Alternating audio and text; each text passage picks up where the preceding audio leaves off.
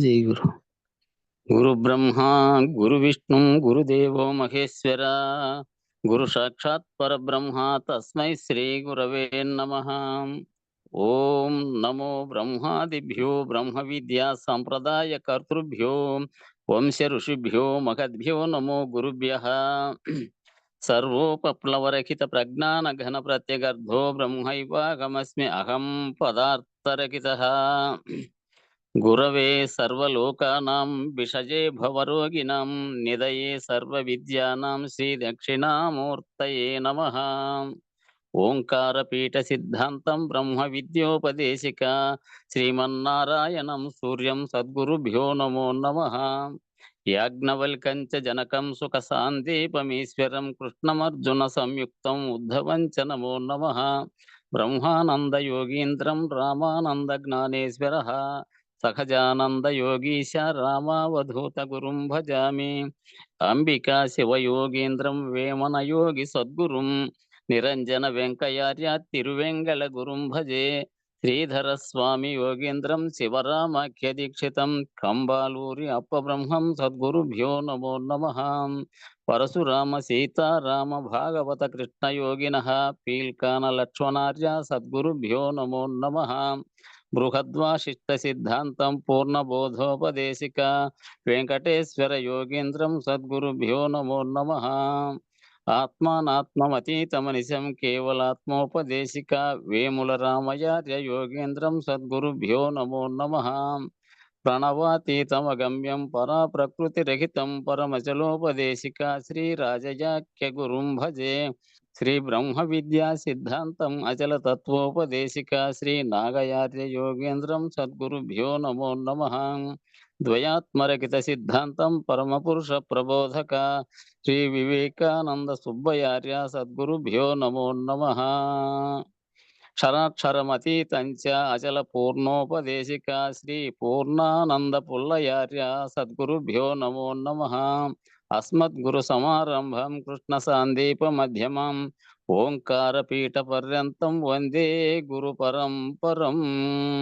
జై సద్గురు ప్రభు మహారాజుకు జై.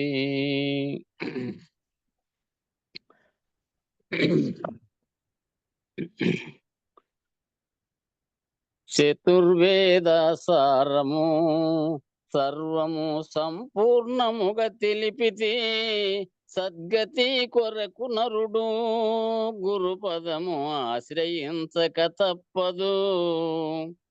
పూర్వజన్మల పాపము కొందరికి పట్టి పీడించు గనుక అటువంటి నరసంతతి గురుగీత వినుటకు విముఖులగును. జన్మబంధము విడుటకు జనులకు గురుగీతయే మార్గము. గురుగీత ఆచరణకు పార్వతీ గురు సేవయే శరణ్యం. హిమవంత సుదతి వినవే గురుతత్వ గుఖ్యాతి గుఖ్యంబును. జగమంత నేనుంటినే నాలోన లేనిదే జగమాయను. నిరతము పరమ పదమై నీరాధారమై నేనుంటినే నాలోన లేని జగమే ద్వంద్వమై భాషించుచుండు దేవి. ఈ నిత్య సత్యంబును తెలిపిత సాజన్మ సాకారుడై బోధించు సద్గురునికే నా నిత్య ప్రణుతులే ఇందువదనా. జగదీశ్వరుడు నేనే చరాచర విశ్వము నాలోననే భాషించుచుండు దేవి. గుట్టు గురునికే ఎరుకయగును. మరుగేల నీ దగ్గర ప్రియ సఖీ నాలోన లేని నిన్ను. చరాచరముల చూచిన మనుజుడే దేశికుండగును దేవి.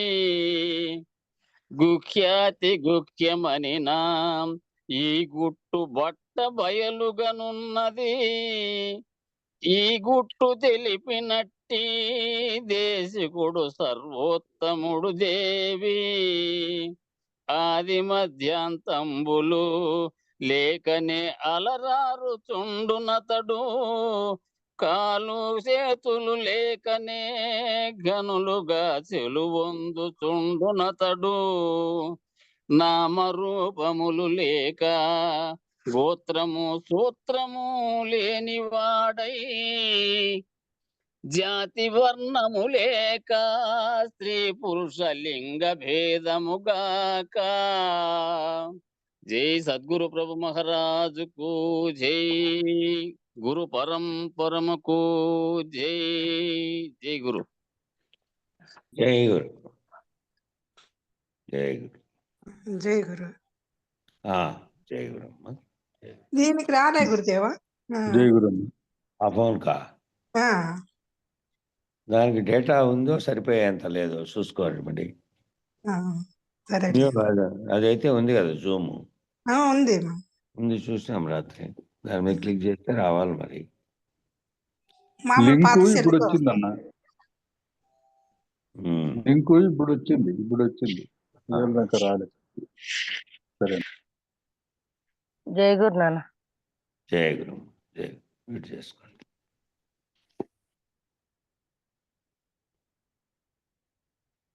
కాబట్టి సుషుప్త అవస్థ, ఈ జాగ్రత్త స్వప్న సుషుప్తి అనే అవస్థలు మూడు కూడా ఆత్మ యొక్క సాన్నిధ్యంలోనే జరుగుతూ ఉంటాయి. ఆత్మ చైతన్య స్థితిలో లేకపోయినప్పటికీ సాక్షిత్వ స్థితిలో ఉంటుంది. అప్పుడు కూడా నిద్రావస్థలో ఉన్నప్పుడు కూడా సాక్షిత్వ స్థితిలో ఉంది. దాని సాన్నిధ్యంలోనే ఇవన్నీ జరుగుతూ ఉన్నాయి. జరుగుట ఇది చాలా ముఖ్యమైనటువంటిది. ఈ జరుగుట అన్నటువంటి స్థితికి మానవుడు ఎదగాలన్నమాట. ఈ జరుగుట అన్నటువంటి స్థితికి మానవుడు ఎదగాలి. ప్రస్తుతం అన్నీ చేయడము, అనుభవించడము అనేటువంటి స్థానంలో ఉన్నటువంటి కర్తృత్వ భోక్తృత్వ అభిమానములను జయించి తాను సాక్షి స్వరూపం అనే నిర్ణయాన్ని సదా పొంది సదా బ్రుకుటి యందు సాక్షిత్వం ఎవరికైతే నిలబడి ఉన్నదో, సర్వత్రిపుటులను సాక్షిభూతంగా ఎవరైతే నిర్ణయం చేస్తారో, ఏం చెప్తున్నారు పైన అంటే, ఏం చేసినా కూడా చేయడము, వాళ్ళు చేశారు నేను చేశాను, వాళ్ళు అనుభవించారు నేను అనుభవించాను అనేటువంటి స్థానంలో జరుగుతుంది ప్రతి పని. ఇప్పుడు ఏ పని చెప్పినప్పటికీ దానివల్ల ఏమవుతుందంటే, ఇక్కడ చేశారు చేయడము అంటే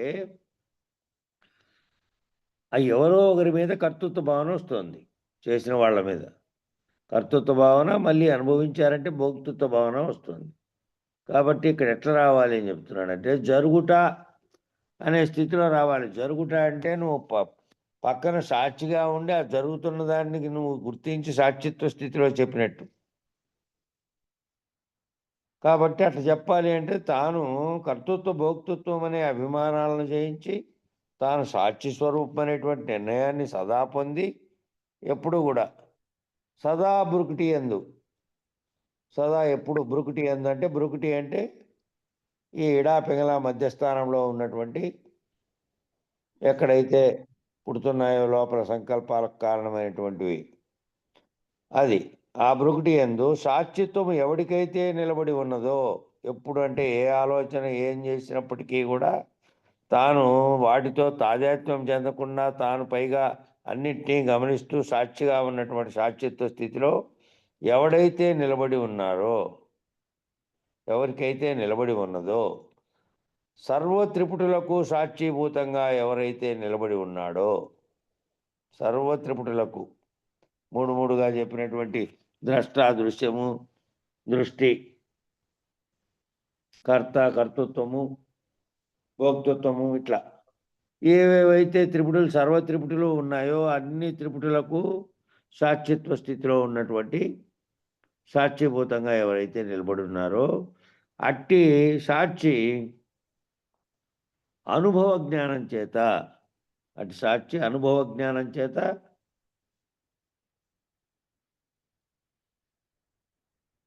సాక్షి అనేటువంటి అపరోక్షానుభూతి చేత, ఈ సాక్షి అనే అనుభవ జ్ఞానం అంటే తాను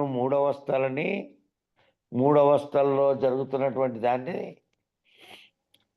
జాగ్రత్త అవస్థలో జాగ్రత్తగానే ఉంటూ చూస్తూనే చేస్తూ ఉంటాడు. స్వప్నావస్థలో సూక్ష్మ శరీరంగా ఉండి మళ్ళీ కలగని మళ్ళీ దానంతటిని చేస్తాడు, గుర్తు చేసుకుంటాడు. అది మళ్ళా మేలుకుంటానే లేనిదైతుంది.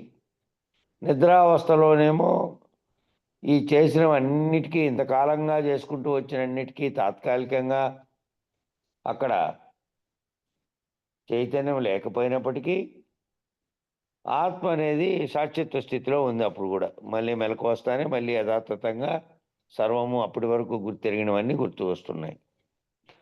కాబట్టి ఎవరైతే ఈ త్రిపుట్లన్నిటికీ సాక్షిత్వభూతంగా నిలబడి ఉన్నారో, ఇవన్నిటినీ తెలుసుకున్నప్పటికీ కూడా ఆ తెలుసుకున్న దాంట్లో తాజాత్వం చెందకుండా తాను గమనించేటువంటి స్థితిలో పైగా ఉన్నటువంటి సాక్షిత్వ స్థితిలో ఉన్నాడో, తాను సాక్షి స్వరూపుణ్ణి ఆత్మస్వరూపుణ్ణి అనే భావంతో ఉన్నాడో, శరీరంతోనూ దాని యొక్క మూడవస్థలతోనూ జరుగుతున్నటువంటి పనుల్లోకి తాదాత్మ్యత చెందకుండా నిలబడి ఉన్నాడో, అట్టి సాక్షి అనుభవ జ్ఞానం చేత, సాక్షి అనేటువంటి అపరోక్షానుభూతి చేత నేను సాక్షిని అనేది అంతకుముందు వరకు ఈ విచారణ తెలకముందు పొందకుండా తాను ఏదైతే కంటితో చూసి, తాను ఏదైతే వ్యవహరించి, తాను ఏదైతే అనుభవిస్తున్నాడో దాంతో తాదాత్మ్యం చెందాడు అంతకుముందు వరకు. ఇప్పుడు ఈ నిర్ణయం జరిగిన తర్వాత, ఈ అనుభవం వచ్చిన తర్వాత, తాను మూడవస్థలని దాటినటువంటి స్థితిలో, ప్రత్యేగాత్మ స్థితిలో ఉన్నటువంటి తాను, పరమాత్మ స్థితిలో ఉన్నటువంటి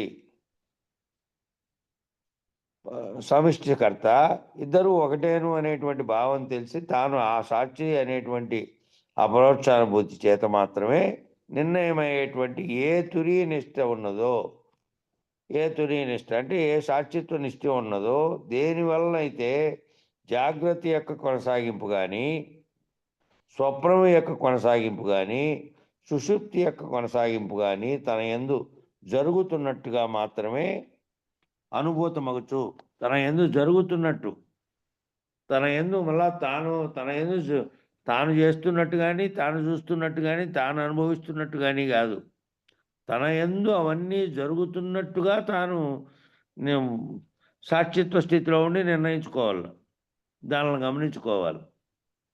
కాబట్టి దాంట్లో ఏ తురీయ నిష్ఠతో ఉన్నదో, దేనివల్లనైతే జాగ్రత్త యొక్క కొనసాగింపు, ఇప్పుడు అంతా జరిగింది, రాత్రి దాకా జరుగుతుంది. రాత్రికి నిద్రపోయినావు, స్వప్నం వచ్చింది, స్వప్నంలోంచి మేల్కొన్న తర్వాత అప్పుడే మేల్కొంటేనేమో ఆ స్వప్నం లేనిది గుర్తు, ఆ గుర్తుపడితే ఆ స్వప్నము అప్పుడు దాకా వచ్చింది, ఏది చుట్టూ చూస్తే లేదు, నీ కళ్ళలోకి వచ్చిన వాళ్ళు లేరు, వ్యవహరించిన వాళ్ళు లేరు, మాట్లాడిన వాళ్ళు లేరు, కొట్లాడిన వాళ్ళు లేరు. అట్లాగే స్వప్నంలో నుంచి మెలకువలోకి రాకుండా అట్లే నిద్రలోకి జారుకున్నారు, నిద్ర వచ్చేసింది. ఇంకా అప్పుడు స్వప్నం వచ్చే స్థితి కూడా లేదు, సూక్ష్మ శరీరం కూడా లేకుండా చైతన్య స్థితిలో ఉన్నప్పటికీ మళ్ళీ ఈ మూడవస్థల్లోనూ, ఈ అంతకుముందు జరిగిన రెండవస్థలను మరొక స్థితిలో అక్కడ నిద్రపోయి ఉంది. మళ్ళీ మెలకు వచ్చిన తర్వాత మళ్ళీ ఈ జ్ఞాపకాలన్నీ వస్తున్నాయి. అట్లా జాగ్రత్త యొక్క కొనసాగింపు కానీ, స్వప్నం యొక్క కొనసాగింపు కానీ, సుషుప్తి యొక్క కొనసాగింపు కానీ తన యందు జరుగుతున్నట్టుగా, తనలోనే అవన్నీ కొనసాగుతూ ఉన్నట్టుగా, జరుగుతున్నట్టుగా మాత్రమే అనుభూతమవుతూ, తన యందు అవన్నీ జరుగుతూ ఉన్నాయని, ఆ మూడవస్థలలో జరిగే వ్యవహారాలను కూడా తాను సాక్షిత్వ స్థితిలో ఉండి అనుభవిస్తూ, సాక్షిత్వ స్థితిలో ఉండి తెలుసుకుంటూ ఉంటాడు. వ్యవహారికంగా శరీరం లేకొచ్చి మళ్ళీ మనిషి ఎదురైనప్పుడు పలకరించాడు, నీళ్లు దప్పికైతే తాగాడు, వ్యవహార స్థితిలో ఏమేం పనులన్నీ చేస్తున్నప్పటికీ కూడా దాంట్లో సాక్షిత్వ స్థితిలో ఉన్నటువంటి ప్రత్యేగాత్మ స్థితిలో తాను ఉన్నాననేటువంటి దాన్ని ఎప్పటికీ గుర్తుపెట్టుకొని తాను దీనితో వ్యవహరించినట్టుగా కర్తగా కాకుండా కనుక ఉంటే ఆ స్థితిలో ఇక కిందికి రాకుండా ఉన్నటువంటి దాంట్లో తనలోనే తెలియబడుతూ ఉంటాడు. తనలోనే అన్నీ జరుగుతున్నప్పటికీ కూడా వాటితో తాదాత్మ్యం చెందడు. కాబట్టి ఆ కొనసాగింపులన్నీ తన యందు జరుగుతున్నట్టుగా మాత్రమే అనుభూతం కావాలి. తానే జరుపుతున్నట్టో, తాను అనుభవిస్తున్నట్టో, తాను వ్యవహరిస్తున్నట్టో చేయకుండా, చేస్తే తాను కర్త అవుతాడు. కర్త అయితే ఫలితం ఉంటుంది. భోక్త కూడా అవుతాడు, అన్నీ అవుతాడు. కాబట్టి తన యందు అవి జరుగుతున్నట్టుగా తాను సాక్షిత్వ స్థితిలో ఉండి గుర్తెరగల. నిజానికి ఆ కొనసాగే అనుభూతులు తనకు లేవని, తాను వాటన్నిటికీ సాక్షీభూతుడుగానే సాక్షీభూతుడనేటువంటి నిర్ణయాన్ని ఎవరైతే పొందుతున్నారో, నిజానికి ఆ కొనసాగే అనుభూతులన్నీ తనకు లేవని, తనలో జరుగుతున్నప్పటికీ తాననేటువంటి సాక్షిగా ఉన్నటువంటి వాడు సాక్షీభూతంగా ఉండి ఆ గుర్తెరిగి వాటిని నిర్ణయాన్ని ఎవరైతే పొందుతున్నాడో అలాగా ఉండి తానుగా నిలిచి ఉండి, అంటే తాననేటువంటి తన నిజనేను ఏదైతే ఉందో, వ్యవహారాత్మకమైనటువంటి నామరూపాత్మకమైన నేను కాకుండా నిజంగా ఉన్నటువంటి దాంట్లో నిలబడి తానుగా అహం బ్రహ్మ, నేను బ్రహ్మమును, అయమాత్మ బ్రహ్మ అనేటువంటి బ్రహ్మనిష్ట ఎవరైతే సాధిస్తున్నాడో మహావాక్య నిర్ణయ పద్ధతిగా, ఈ సాలోక్య సామీప్య సారూప్య సాహిత్యములు అనేటువంటి చతుర్వేద ముక్తులతో 4 రకాలైనటువంటి ముక్తులు ఇవి పూర్తిగా దీంట్లో వచ్చినాయి. పరిపూర్ణ దర్శనం ఎలపకుర్తి వారి దాంట్లో వివరంగా ఇచ్చారు బాగా. అట్లా 4 రకాలైనటువంటి చతుర్ముక్తులతో బ్రహ్మజ్ఞానాన్ని సంపాదించి బ్రహ్మవిధుడై ఎవడైతే ఈ తురీయ నిష్టని సంపాదిస్తున్నాడో, ఎవడైతే ఓంకార స్వరూపుడుగా ఉన్నాడో, ఎవడైతే అక్షర స్వరూపుడుగా ఉన్నాడో, ఎవడైతే ఓంకార వాచ్యుడుగా ఉన్నాడో, అటువంటి అక్షర స్వరూపుడైనటువంటి బ్రహ్మమును పొందినవాడవుతున్నాడు. కాబట్టి ఈ మహావాక్య నిర్ణయం పద్ధతిలో జరిగినటువంటి దాంతో తాను అవస్థాత్రయ సాక్షిగా ఉంటూ, ఆ సాక్షిత్వ స్థితిలో ఉండి తానే బ్రహ్మమును అనేటువంటి నిర్ణయాన్ని ఎప్పటికీ కూడా ఆ కొనసాగే తనలో జరిగేటువంటి సర్వము కూడా అవన్నీ జరుగుతుంటే తాను నిర్ణయిస్తున్నటువంటి సాక్షిత్వ స్థితిలో ఉండే చూస్తూ ఉన్నటువంటి వాడుగా ఉండి, తాను ఆ అనుభూతులన్నీ తనలో జరిగి నేనే చేస్తున్నాను, నేను అనుభూతులు పొందుతున్నానని కాకుండా వాటన్నిటి సాక్షిభూతంగా చూస్తూ నిర్ణయాన్ని ఎవరైతే పొందుతున్నారో, ఇంక నేను బ్రహ్మమును, అహం బ్రహ్మస్మి, నేను బ్రహ్మమును, అయమాత్మ బ్రహ్మ అనేటువంటి బ్రహ్మనిష్టని ఎవరైతే సాధిస్తున్నారో వాళ్ళు మహావాక్య పద్ధతిగా ఈ 4 రకాల ముక్తులు అనేటువంటి స్థితిలో చతుర్వేద ముక్తులు కూడా తాను బ్రహ్మము అనేటువంటి వాటిని మాత్రమే నిర్ణయించేటివే అవి. మళ్ళీ జన్మకు రానటువంటి ముక్తి కాదు అది. ఆ 4 రకాల ముక్తులను పొందినప్పటికీ దానికి అతీతంగా ఉన్నటువంటిది కూడా బ్రహ్మకు కూడా అతీతంగా ఉన్నటువంటి పరిపూర్ణ పరబ్రహ్మ నిర్ణయాన్ని అనేది అది తరువాత దీనికి అతీతంగా ఉన్నటువంటి స్థితి. ఎవరైతే ముందు ఈ బ్రహ్మనిష్టను సాధిస్తున్నారో, నేను సర్వత్రా సర్వవ్యాప్తమై ఉన్నటువంటి చైతన్య స్థితిలో ఉన్నటువంటి పరమాత్మగాను ప్రత్యేగాత్మగాను ఉన్నటువంటి జీవుడుగా ఈశ్వరుడుగా భావన చెందుతున్నటువంటి ఈ రెండు ఒక్కటే, నేనే అది అని ఎవరైతే బ్రహ్మనిష్టను సాధిస్తున్నారో, ఆ సాధించిన దాంట్లో నిలబడి ఉన్నారో, ఈ తురీయ నిష్టను ఎవరైతే ఆ తురీయ నిష్టలోంచి ఏమి జరిగినప్పటికీ తన చుట్టూ జరిగినప్పటికీ అవన్నీ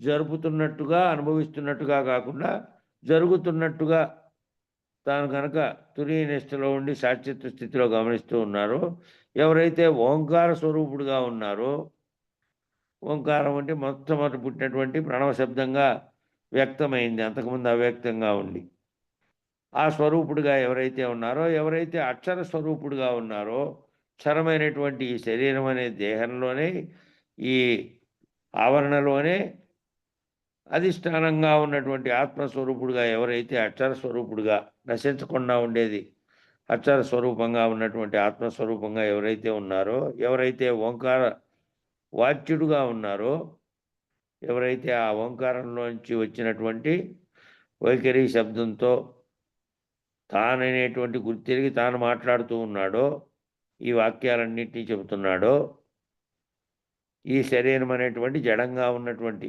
తనంతకు తానుగా ఏది చైతన్యం కానటువంటి దాంట్లో ఉండి ఇవన్నీ చెప్తున్నాడో, అటువంటి అక్షర స్వరూపుడైనటువంటి బ్రహ్మమును పొందినవాడు అవుతున్నాడు. అటువంటి అక్షర స్వరూపంగా ఉండేటువంటి బ్రహ్మమును తానే అనేటువంటి బ్రహ్మస్థితిని పొందుతూ ఉన్నాడు. కాబట్టి అట్టి బ్రహ్మజ్ఞానమునకు ఈ అవస్థాత్రయ సాక్షిత్వమే పునాది. అవస్థాత్రయం యొక్క సాక్షిత్వమే ఈ బ్రహ్మస్థానము అనే దాని గురించి, దాంట్లో తాను అన్యంగా లేకుండా ఉన్నటువంటి దాంట్లో తాను ఉన్నాడనేటువంటి దాన్ని పొందడానికి పునాది ఏంటంటే ఈ అవస్థాత్రయ మూడవస్థలని తాను మూడవస్థల స్థితుల్ని అర్థం చేసుకొని మూడవస్థలకి అతీతంగా ఉన్నటువంటి సాక్షిత్వ స్థితిలో ఉండడమే సాక్షిత్వం అనేదే పునాది దాన్ని తెలుసుకోవడానికి. అట్టి అవస్థాత్రయ సాక్షిత్వాన్ని ముముక్షువు తప్పకుండా సాధించాలి. అలా సాధించినటువంటి వారు మాత్రమే ఈ నిర్ణయ జ్ఞానాన్ని పొందగలుగుతున్నారు. అట్లా కనుక సాధించింటే, అది అర్థం చేసుకోగలిగింటే ఈ నిర్ణయ జ్ఞానాన్ని పొందగలుగుతున్నారు. కాబట్టి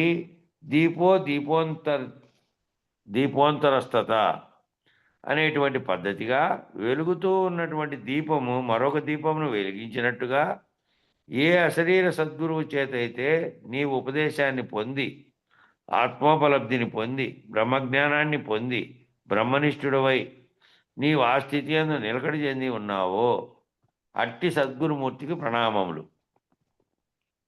కాబట్టి ఒక దీపం ఏ దీపం అయితే ముందుగా వెలిగినటువంటి దీపం ఉందో ఆ దీపంతో అనేకమైనటువంటి దీపాలు వెలిగించినట్టుగా ఆ అశరీర సద్గురుమూర్తి ఆల్రెడీ దీపముగా ఉండి ఆ దీపము చేతనే తాను వెలిగించి మిగతా అన్ని దీపాలను వెలిగేటట్టు చేస్తున్నాడు. తనలాగే వెలిగేటట్టు చేస్తున్నాడు ఆ సద్గురుమూర్తి. దేనివల్ల ఉపదేశంతో ఆ ఉపదేశాన్ని ఏ అశరీర సద్గురు చేతనైతే నీ ఉపదేశాన్ని పొంది ఆత్మోపలబ్ధిని పొంది బ్రహ్మజ్ఞానాన్ని పొంది బ్రహ్మనిష్ఠుడివై నీవు ఆ స్థితిలో నిలకడ చెంది ఉన్నావో అట్టి సద్గురుమూర్తికి ప్రణామములు. అట్టి సద్గురుమూర్తికి ప్రణామాలు చెప్తున్నాడు. ప్రణామములు అంటే ఆ సద్గురుమూర్తికి నమస్కారాలు అర్పించడం. అట్టి మహానుభావునికి ప్రణామములు. అట్టి మహానుభావుడైనటువంటి వ్యక్తి ప్రణామములు అర్పిస్తూ ఇటువంటి బ్రహ్మజ్ఞానాన్ని అందించేటటువంటి సద్గురుమూర్తి యొక్క పరంపరని ఆశ్రయించి అటువంటి సద్గురుమూర్తి ఎవరైతే అందించారో, ఎవరో మొదటి దక్షిణామూర్తి అందిస్తే ఆ దక్షిణామూర్తి కూడా సనక సనందనాదులతో పాటు బ్రహ్మ విష్ణు మహేశ్వరులుగా ఉన్న వారికి కూడా అర్థం కానటువంటి స్థితిలో మళ్ళీ ఆయన్ని ఆశ్రయిస్తే ఆయన మౌన పద్ధతిలోనే మౌన వ్యాఖ్య ద్వారానే ఎరిగించాడట. ఏమీ లేదు, ఉన్నది బయలే అటువంటి స్థితి. ఇదంతా వచ్చిపోయేటువంటి తెలివి చేత అయితే తెలియబడుతుందో ఆ తెలియబడుతున్నది కూడా లేకపోతే నిశ్శబ్దమే. శబ్దం కూడా చేయాల్సిన పని లేదు. శబ్దం కూడా ఓంకారంలో నుంచి వ్యక్తమై దీనికి కారణమై ఉన్నటువంటి శబ్దమే మొదటిది. కాబట్టి ఆ శబ్దం కూడా చేయకుండా చెప్పాడట ఆయన మౌనంగా, మౌనవాక్య చేత. కాబట్టి సద్గురుమూర్తికి అట్టి సద్గురుమూర్తి పరంపర ఎవరైతే కొనసాగిస్తున్నారో అక్కడి నుంచి నేటి వరకు నేడు జీవించి ఉండి నేడు కూడా అనేక మంది అనేక చోట్ల అనేక గురువులుగా వాళ్ళైతే ఇదంతా అందిస్తున్నారో నిరంతరము ఆ అందిస్తున్నట్టు పరంపర అంతా కూడా ఆ పరంపర ఉంటేనే ఈడదాకా మన దాకా వచ్చింది. మళ్ళీ మనం ఏదైనా చెప్తే కొంతమందికైనా అట్లే వాళ్ళు మళ్ళీ చెప్పి పరంపర అట్లే కొనసాగుతూ ఉంటుంది. ఒక దీపం ఇంకో దీపాన్ని అంటించినట్టు అట్టి మహానుభావులు అట్టి పరంపర అందించేటువంటి సద్గురుమూర్తి యొక్క పరంపరని ఆశ్రయించి అటువంటి విధానంలో మానవుడు పురోగమించాల్సిన అవసరం ఉంది. ఆ విధానంలో పురోగమించాల్సినటువంటి అవసరం ఉంది మానవులంతా.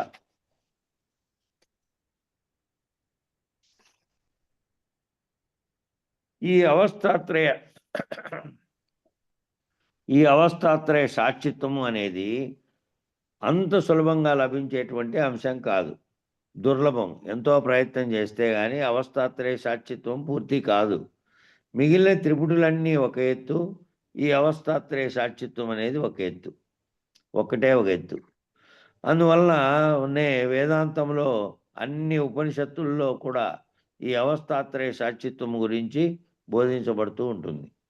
ఎందుకంటే ఈ అవస్థాత్రయ సాక్షిత్వం సాధించడం ఒక్కటే కష్టతరమైనటువంటి సాధన, మిగతా వాటన్నిటికంటే కష్టతరమైనటువంటి సాధన అవస్థాత్రయ సాక్షిగా ఉండడం అంటే.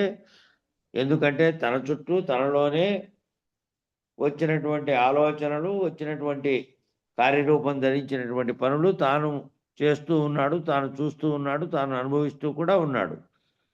చేస్తూ చూస్తూ అనుభవిస్తూ అన్నీ చేస్తూ ఉన్నప్పటికీ తాను అవస్థాత్రయ సాక్షిగా ఉండాలి అంటే ముందు తాను వీటన్నిటినీ జరుగుతున్నప్పుడు, జాగ్రత్తావస్థ, స్వప్నావస్థ, మళ్ళీ నిద్రావస్థ జరిగి మళ్ళీ మెలకువలో మళ్ళీ వచ్చిన తర్వాత మళ్ళీ జాగ్రత్తావస్థ, మళ్ళీ మూడవస్థలు తనలో జరుగుతున్నప్పటికీ అవన్నీ జరుగుతున్నట్టుగా, ఇందాక పేరాలోనే వచ్చింది, అవన్నీ తాను చేస్తున్నట్టుగా, తాను చూస్తున్నట్టుగా, తాను అనుభవిస్తున్నట్టుగా కాకుండా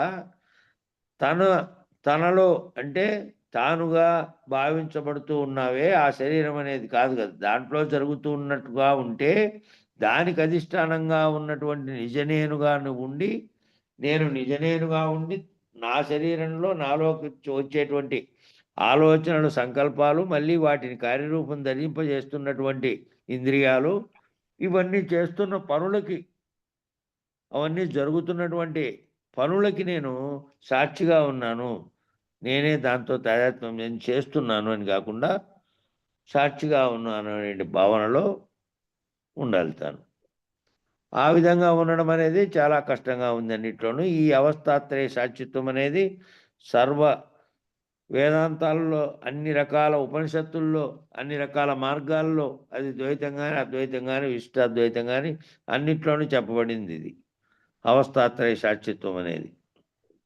ఆ అవస్థాత్రయ సాక్షిత్వం సాధించడం ఒక్కటి కష్టతరమైనటువంటి సాధన. అంటే ఎందుకంటే తాను చేస్తున్నటువంటి ప్రతి దాంట్లోనూ ముందు దీన్ని నిలబెట్టుకోవాలి అంటే ఎంతో విచారణ చేత, ఎన్నో వాక్యాలు వినడం చేత, ఎంతో మంది గురువులు అంతకంటే ముందు చెప్పినటువంటి వాళ్ళందరూ అనుభవ జ్ఞానంతో చెప్పినటువంటి దానిలను అన్వయించుకొని స్థిరపడకపోతే, తాను దృఢీకరణ చెందినకపోతే అట్లా కావాలనేది అంత సులభమైంది కాదు. ఎందుకంటే తనలో జరుగుతున్నప్పుడల్లా ప్రతిదాన్ని తను ఆస్వాదిస్తాడు కాబట్టి, ఏం జరిగినప్పటికీ తక్కువ దాంట్లోకి పోతాడు కాబట్టి, జరుగుతున్నటువంటి దాంట్లో తాను అనుభవించినటువంటి వాడుగా తాదాత్మ్యం చెందుతాడు కాబట్టి, విడివడి నిరంతరము విడివడే ఉండాలి, విడివడి సాక్షిత్వ స్థితిలో ఉండి దానిని చూస్తూ ఉండాలి జరుగుతున్నటువంటి వాటిని అనేది సాధించడమే ముఖ్యమైనది.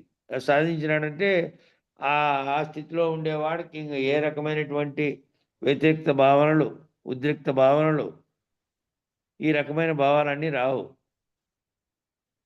నిమ్మలంగా ఉంటాడనమాట ఆ స్థితిలో కనుకుంటే. ఎందుకంటే దీనితో మాటి మాటికి జరిగే వాటన్నిటి జరుగుతున్న వాటిని గమనించే సాక్షిగా ఉంటాడు కాబట్టి, తాను తాదాత్మ్యం చెందరు కాబట్టి, ఈ రాగద్వేషాది ఈ అన్నీ ఏవైతే ఉన్నాయో ఇవన్నీ వేరువేరుగా భావనలు చెందినప్పుడు, వేరువేరుగా తనలో భావనలు సంఘర్షణ చెందినప్పుడు మాత్రమే పుట్టేటివి అవి. మానసిక శాస్త్రం ప్రకారం ఏ దాని మీద అయితే నువ్వు ఇష్టత, ఏ దాని మీద అయితే వ్యతిరేకత ఇవన్నీ జరుగుతాయో అవి మానసికంగా లోపల జరిగే సంఘర్షణను బట్టి రాగద్వేషాదులు, కోపం, ఇతరత్రా జరిగేటువంటి సర్వచర్యలు బయలుపడతాయి బయటికి. కాబట్టి తాను జరిగేటువంటి అన్ని వ్యవహారాలకు అన్ని వేళల్లోనూ తాను సాక్షిత్వ స్థితిలో ఉండాలంటే మూడవస్థలకు అతీతంగా అది కేవలం చదివిండే జ్ఞానంతో మాత్రమే కాకుండా, అనుభవజ్ఞులు చెప్పినటువంటి గురుమూర్తి చెప్పినటువంటి జ్ఞానంతో కాకుండా తాను మళ్ళీ నిరంతర భావన చెందుతూ ఉండగా ఆ స్థితిని పొందుతాడు. ఆ స్థితిలో ఉంటాడు ఎప్పుడు. ఏం జరిగినా కూడా పూర్తి మౌన స్థాయికి వచ్చేస్తాడు ఆఖరుకు, దేనికి కూడా స్పందించకుండా. అట్లా ఆ స్థితిని పొందుట అనేదే కష్టము అని చెప్తున్నాడు.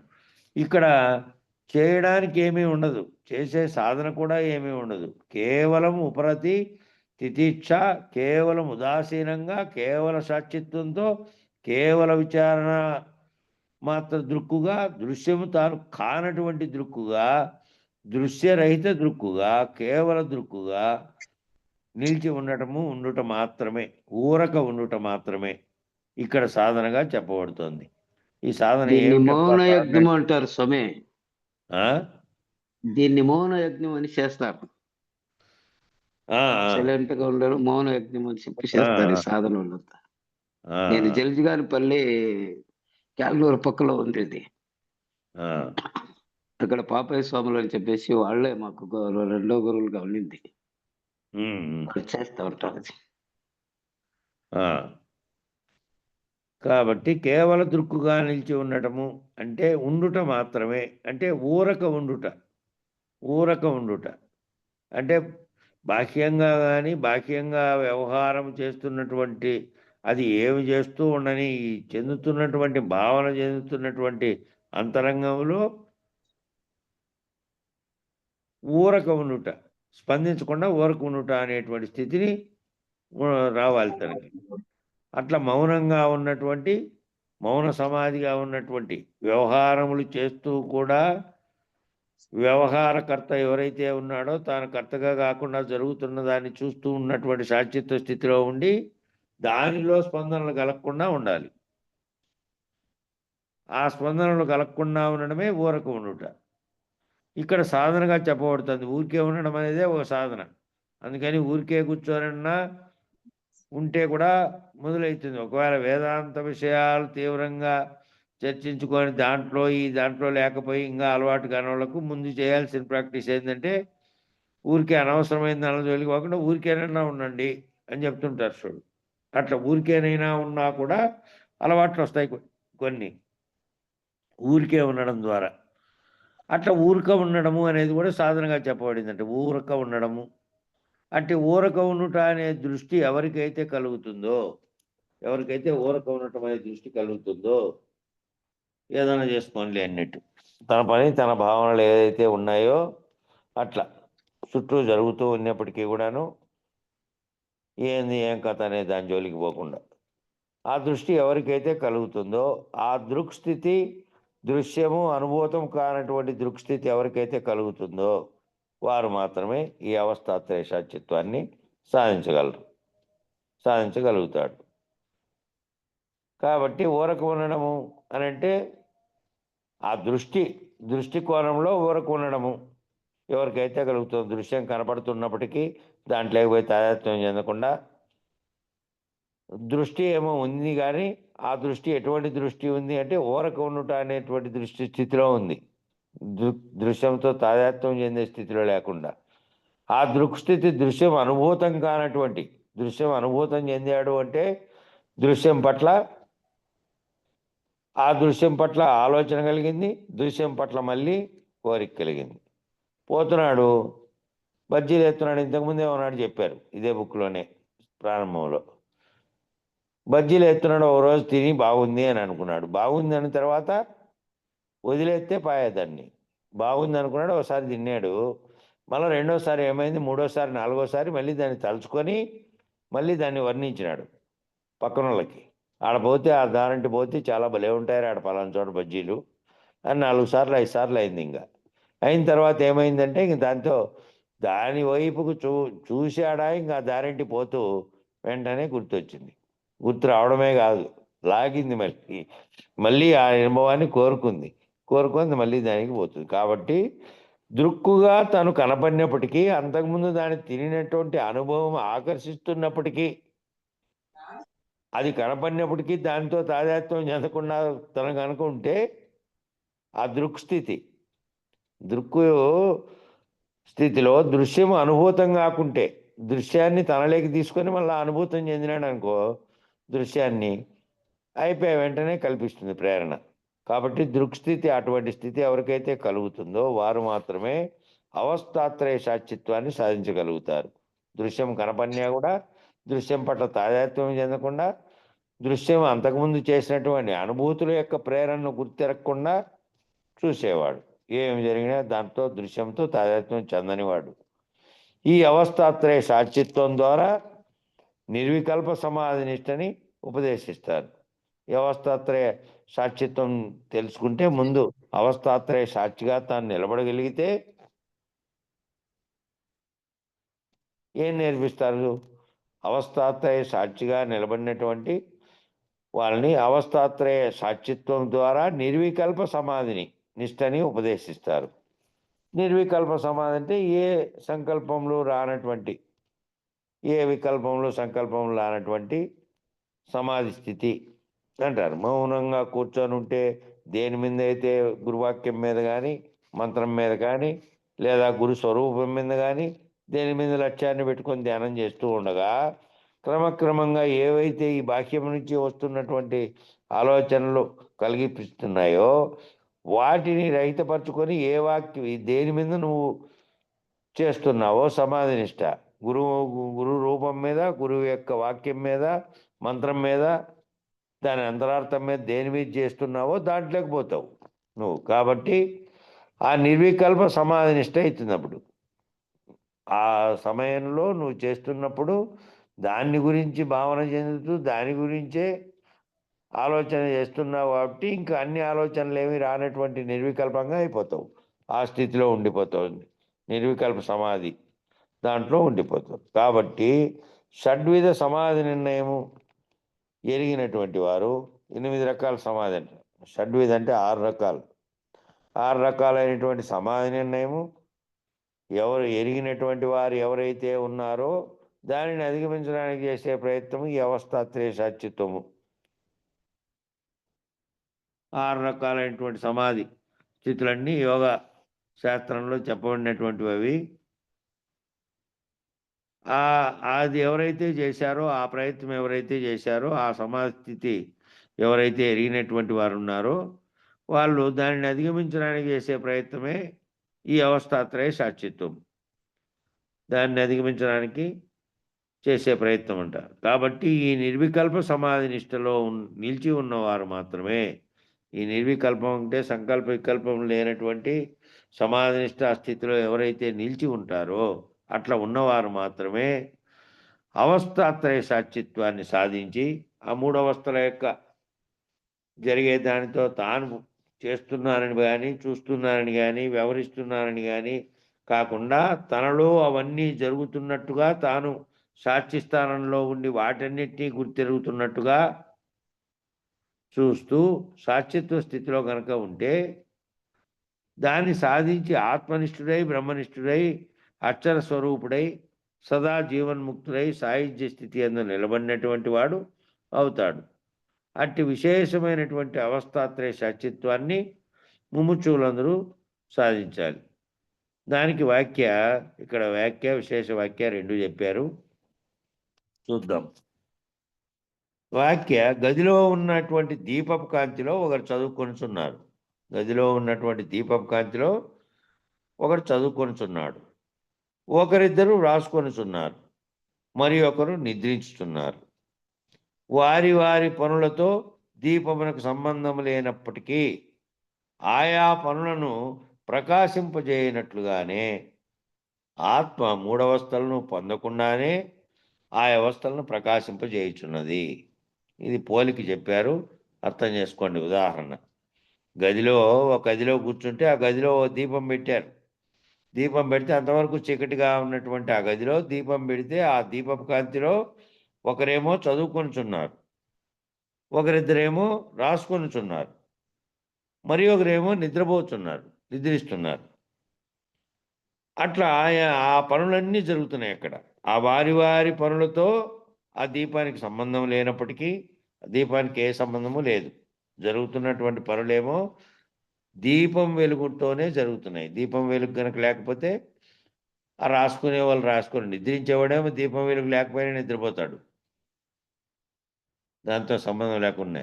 కానీ రాసుకునేవాడు, చదువుకునేవాడు దీపం వెలుగులో చేస్తున్నాడు. అట్లా దీప ప్రకాశం ఏ విధంగా ఉంది? నిద్రపోతున్న వారిలో కూడా ఆత్మ సాక్షిత్వ స్థితిలో ఉంది కాబట్టే మరుసటి రోజు మెలకు వస్తానే గత జీవితంలో నిన్నటి వరకు నిన్న రాత్రి వరకు జరిగిన గుర్తుపెట్టుకోగలిగి మళ్ళీ చెప్పగలుగుతున్నాడు. లేదంటే కొత్త మళ్ళీ కొత్తగా జన్మెత్తినట్టు అవుతుంది ప్రతిరోజు నిద్రపోయి లేచినప్పుడల్లా. అట్లా అయిండేది. అక్కడ సాక్షిత్వ స్థితిలో అది నిలబడే ఆత్మ ఉంది కాబట్టే మళ్ళీ గుర్తెరుగుతున్నటువంటిదంతా మళ్ళా వస్తుంది. కాబట్టి ఇక్కడ జరుగుతున్నటువంటి 3 అవస్థలు 3 పనులు జరుగుతున్నప్పటికీ వాటన్నిటితోనూ దీపానికి ఏ సంబంధము లేకపోయినప్పటికీ ఆ పనులన్నిటినీ ప్రకాశింపజేస్తున్నది అది దీపమే. దీపం లేకుండా ప్రకాశం లేకుండా జరగట్లే. అట్లా ఆత్మ 3 అవస్థలని పొందకుండానే తాను పొంది తాను దాంట్లో లీనమై తాదాత్మ్యం చెందకుండా సంగమించకుండానే సాక్షిత్వ స్థితిలో ఉండి దాని యొక్క ప్రకాశం చేతనే అంతరంగ చతుష్టయం ప్రేరణ కలిగించి మిగతా వాటన్నిటిని పని చేయిస్తూ మిగతా వాటన్నిటితో తాదాత్మ్యం చెందుతూ మిగతా వాటిలో చేస్తూ ఉన్నటువంటి దాని అంతటికీ కూడా ఆ పనులన్నిటికీ కూడా ఏది ప్రకాశం దేని ప్రకాశం అంటే ఆత్మ యొక్క ప్రకాశం చేతనే అది సాక్షిత్వ స్థితిలో ఉండి వీటితో సంగమించకపోయినప్పటికీ ఇవన్నీ జరుగుతూ ఉన్నాయి. ఈ 3 అవస్థలు 3 అవస్థల్లో జరుగుతున్నటువంటివన్నీ అదేమి దాంతో పోయి తాను చేయలే. ఆ దీపం ఏ విధంగా వెలుగునిస్తుందో వెలుగునిస్తున్నానని కూడా చెప్పలే. ఆ వెలుగు వల్లనే ఈ పనులేమో జరుగుతున్నాయి. అట్లా విశేష వ్యాఖ్య కూడా చెప్తున్నారు దీనికి. మళ్ళీ దీనిని నాటక దీప ప్రకరణము అందురు. విశేష వ్యాఖ్యలో చెప్తున్నారు దీనిని నాటక దీప ప్రకరణము అంటారు.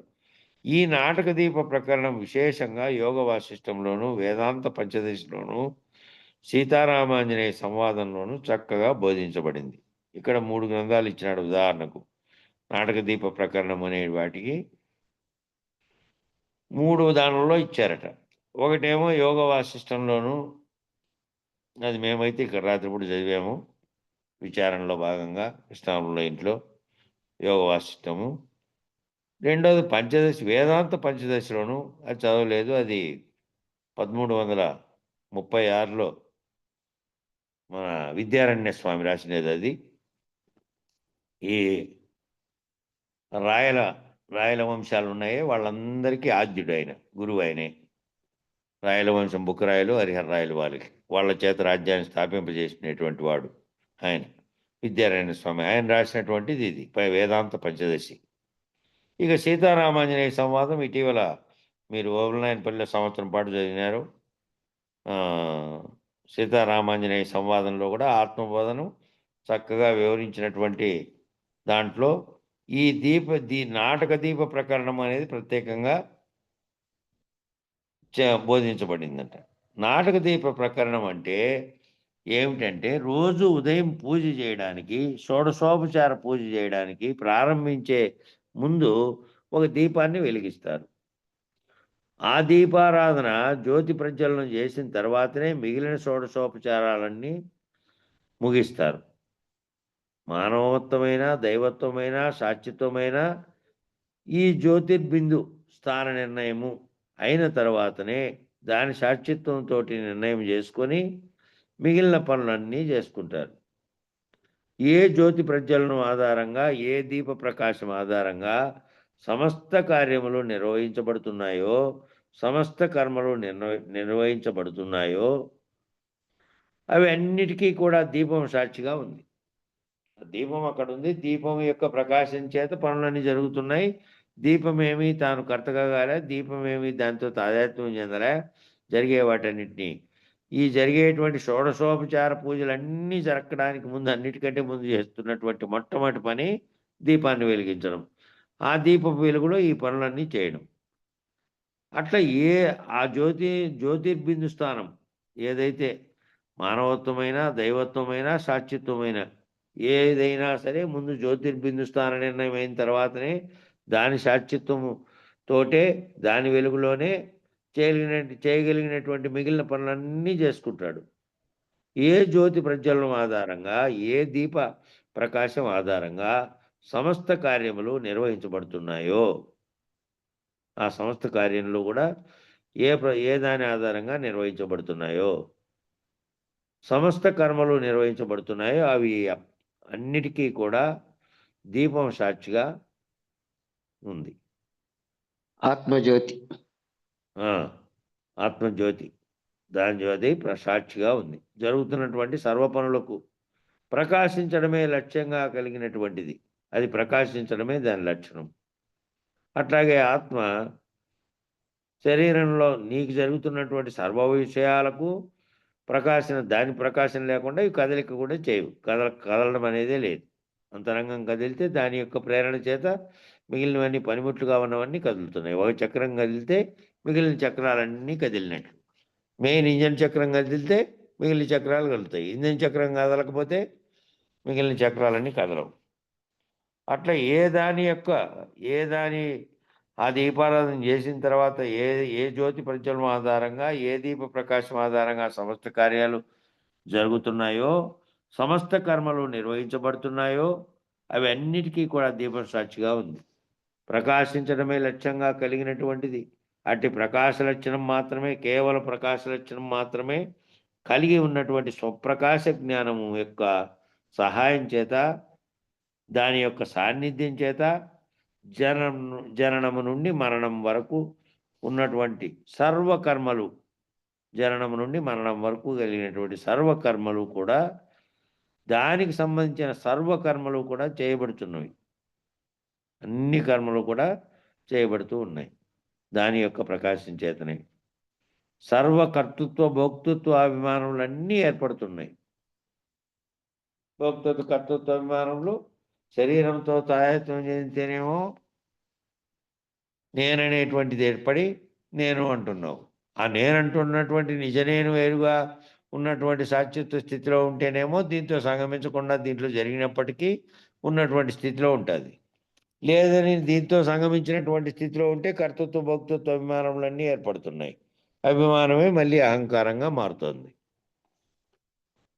కానీ వాస్తవమునకు స్వప్రకాశమునకు ఎట్టి అభిమానం కానీ, ఎట్టి విధి కానీ, ఎట్టి కర్మ కానీ, స్వప్రకాశంగా ఉండేదానికేమో ఎట్టి అభిమానము కర్మ ఏమిటికి లేదు. దానికి అంతటికీ ఇప్పుడు ఆ దీపం వెలుగులో జరుగుతున్నటువంటి ఆ పనులతో దానికి సంబంధం కానీ, దాని యొక్క తాదాత్మ్యం కానీ లేదు.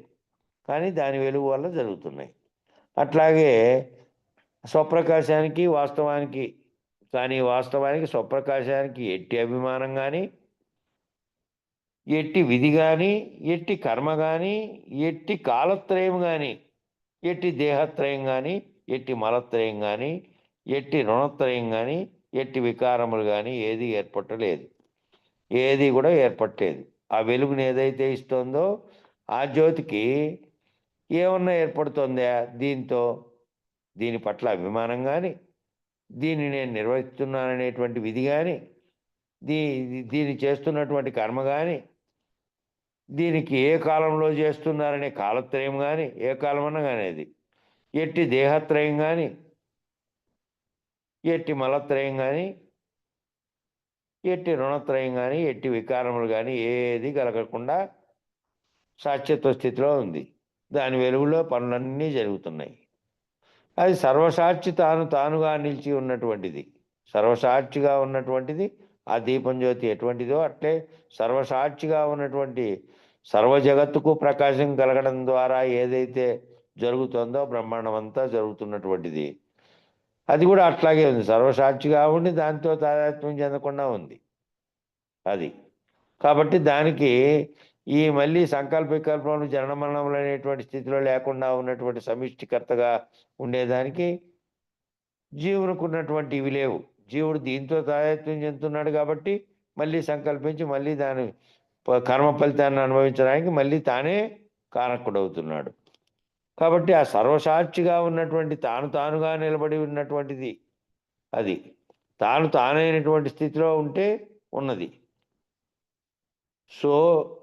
సోహమేవ ద్వయం అనేటువంటి సూత్రంలో నా అహం నేను కేవలుడను అనేటువంటి నిర్ణయమాత్మ స్వరూపుడుగా, లక్షణ స్వరూపుడుగా, లక్ష్య స్వరూపుడుగా నా అహం అంటే నేను అనేటువంటి నా నిజ నేను ఏదైతే నేను అని అంటోందో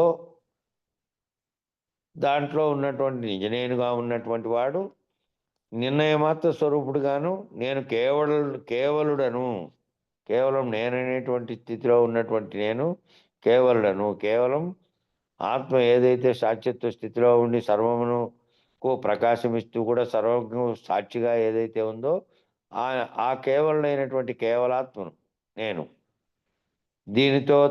దీనికి ప్రకాశం ఇస్తూ ఉన్నటువంటి సాక్షిత్వ స్థితిలో ఉన్నటువంటి వాడను, దీంతో తాదాత్మ్యం చెందిన వాడను కాదు అనేటువంటి నిర్ణయమాత్మ స్వరూపుడుగా, లక్షణ స్వరూపుడుగా, లక్ష్య స్వరూపుడుగా తానుగా నిలిచి ఉన్నటువంటి నిర్ణయాత్మ స్వరూపుడుగానే ఉండాలి, లక్షణ స్వరూపుడుగానే ఉండాలి, లక్ష్య స్వరూపుడుగా ఆ లక్ష్యం సాధించే కొరకే ఉండాలి. ఇంకా తానుగా నిలిచి ఉన్నటువంటి ఏ బ్రహ్మం అయితే ఉన్నాడో అట్టి బ్రహ్మమే నీవు అనేటువంటి తత్వమసి అనేటువంటి నాటకదీప ప్రకరణాన్ని, ఆ తత్వమసి అనేటువంటి నాటకదీప ప్రకరణాన్ని నిజ జీవితంలో మానవుడు స్వానుభూతం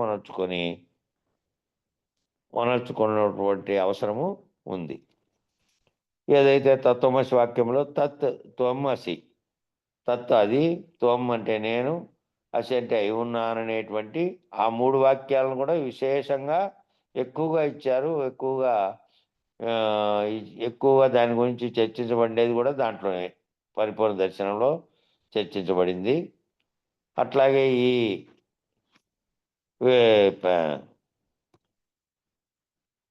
సీతారామాంజనేయ సంవాదంలో కూడా ఎక్కువగా చర్చించబడింది తత్వమసి అనేది. కాబట్టి ఆ దాన్ని స్వానుభూతం అనర్చుకోవాల్సినటువంటి ఆ తత్వమసి అనేటువంటి నేను అదే అయి ఉన్నాను, అది అయ్యాను అనేటువంటి నిర్ణయం రావాలి అంటే దాని మీద తాను సాక్షిత్వ భావంతో ఉన్నటువంటి దాన్ని బాగా అర్థం చేసుకొని దాంట్లో నిలబడవలసినటువంటి అవసరము ఉంది. అప్పుడు ఏమిటంటే వీళ్ళు అది చదివినప్పటికీ మనకి రికార్డింగ్ సౌకర్యం లేదంటే ఇట్లా ఆన్లైన్లో అందరినీ గెలిపేది లేదు.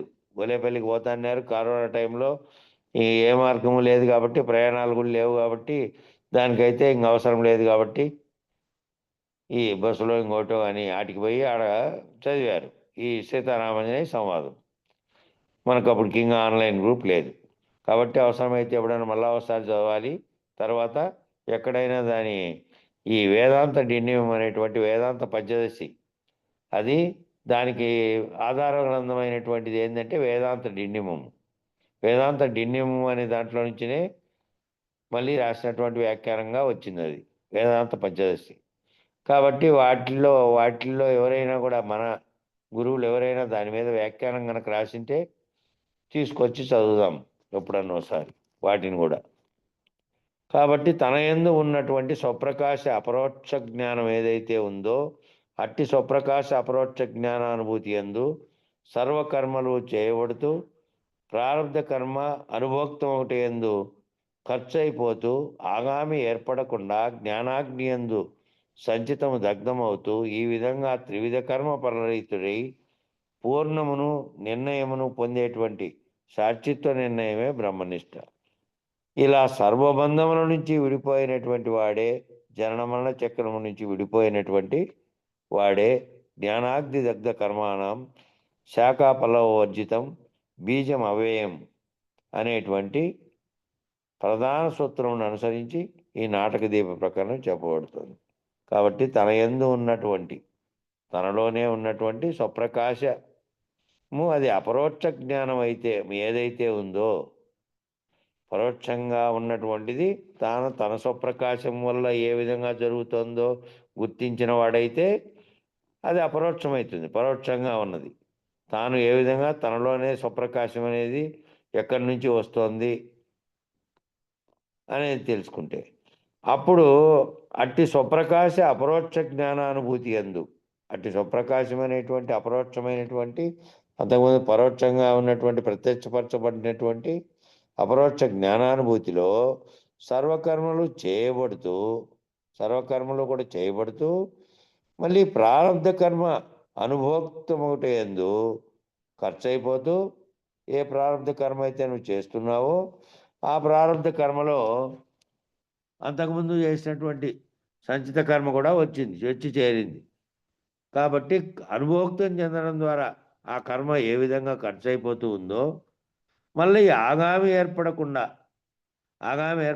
ఇక్కడ చేస్తున్నటువంటి ఇప్పుడైతే నువ్వు కొత్తగా కర్మలు చేయకుండా అంతకుముందు వాటి వల్ల వచ్చిన వాటి ఫలితాలను ఇప్పుడు అనుభవిస్తూ ఆ కర్మ ఫలితాలని కొత్తవి ఆగామి ఏర్పడకుండా గనక ఎవరైతే జ్ఞానాగ్ని అనే సంచితము దాన్ని దగ్ధం చేసుకుంటారో ఆ జ్ఞానాగ్నిలో దగ్ధమైపోవాలి సంచితం అంతా.